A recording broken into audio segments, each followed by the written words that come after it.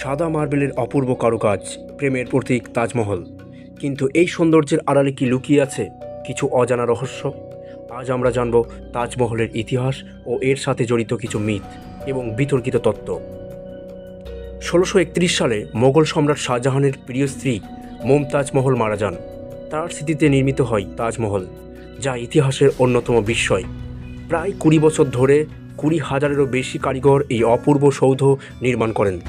এই অসাধারণ স্থাপত্যে ব্যবহৃত হয়েছে রাজস্থান, চীন, তুরস্ক ও মধ্যপ্রাচ্যের দুর্লভ পাথর ও মার্বেল। বলা হয়, নির্মাণ শেষ হওয়ার পর শাহজাহান কারিগরদের হাত কেটে দিয়েছিলেন, যাতে তারা আর কখনো এমন সৌন্দর্য তৈরি করতে না পারেন। তবে এটি নিছকই একটি গুজব। কিছু গবেষক দাবি করেন তাজমহল আসলে একটি প্রাচীন হিন্দু মন্দির ছিল, যার নাম ছিল তেজ মহালয়া।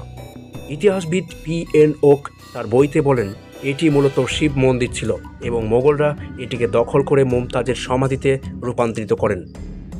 তবে অধিকাংশ ঐতিহাসিক এই দাবিকে নাকচ করে বলেছেন, তাজমহলের নির্মাণ সংক্রান্ত দলিল ও শিলালিপিগুলো প্রমাণ করেছে এটি শাহজাহানের আদেশে তৈরি হয়েছিল। আপনি কি জানেন, তাজমহলের ভিতরে এমন কিছু কক্ষ আছে যেগুলো শত শত বছর ধরে বন্ধ? ভারতীয় প্রত্নতত্ত্ব বিভাগ এই কক্ষগুলো সাধারণের জন্য উন্মুক্ত করেনি। কিন্তু কেন? এই প্রশ্নের উত্তর কেউ নিশ্চিতভাবে জানে না।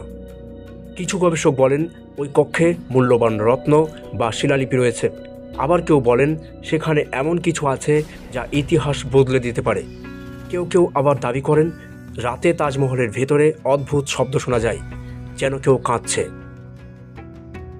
বছরের পর বছর ধরে তাজমহলের রং পরিবর্তন হচ্ছে, দূষণের কারণে ক্ষতিগ্রস্ত হচ্ছে এর মার্বেল।